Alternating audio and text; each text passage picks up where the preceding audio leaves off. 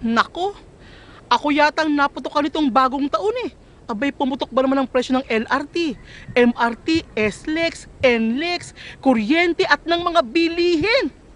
Grabe ngayon ang baha sa Kabisayaan. Bah, pati mga karnapper ngayon, nanununog na. Aray ko! Teka, bakit ba sila nandito? Hello po! Hello! Kumusta?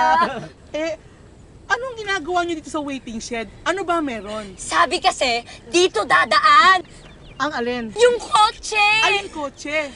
Wanna change? Paparating na yung kotse ng kaunlaran! Yung binili ni Pinoy ng 4.5 million? Wow! 4.5 million ba halaga nun? Sosyal! Hindi ba kayo apektado? So? He did not make kurakot na government coffers. It's his personal money. It's his right, no? Deadman na kung maganda ko ba ako sa kaka-training sa ospital kung saan ako rin na nagbabayad para lang makapag-intern ako? Knock ng tokling? Deadman na? Basta si Mr. President hindi napapahiya sa mga nililigawan niyang chicks, di ba? At saka sabi ng teacher kong Pulpol, for my future, dapat mag-ambisyon rin daw akong magkaroon ng kotse.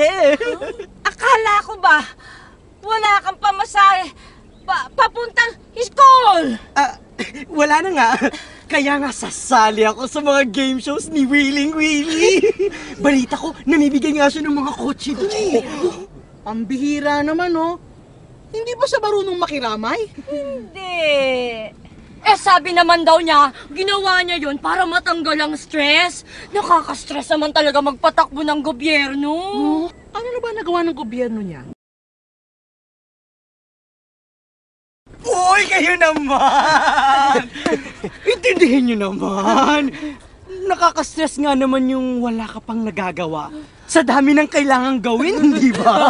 Third hand naman yung kotse. Ha? Ke third hand, ke second hand, first hand nating ibinigay sa kanya ang posisyon niya bilang Pangulo ng Pilipinas. Aba, ang sabi niya, bayan muna bago ang sarili. Kaya nga kami andito. Bakit? Makikisakay kami!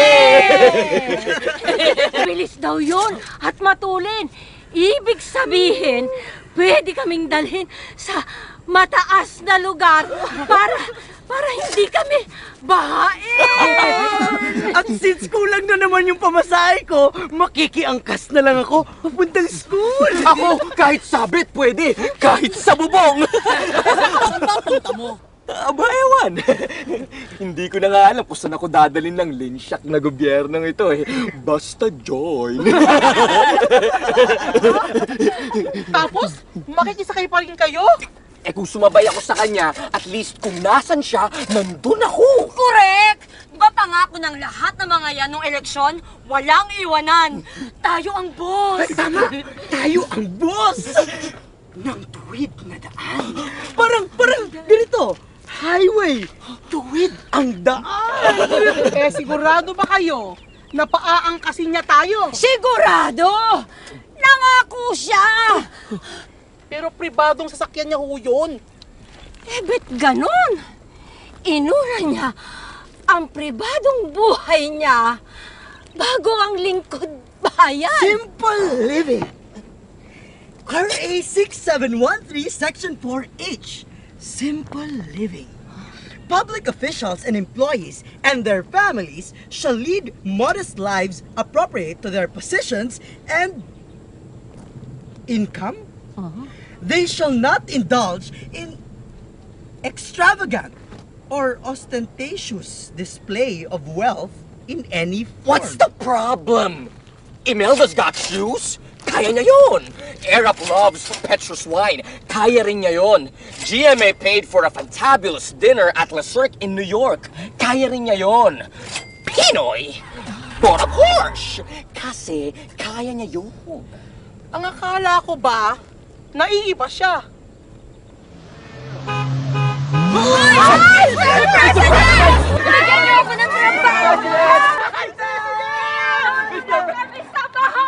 Makas lang hanggang makaya ko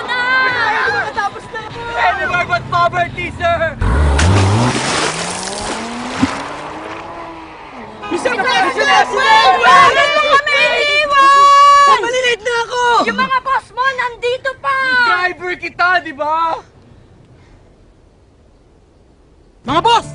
Yes, boss! Boss! Boss! Boss! Solo Pilipinas! Boss!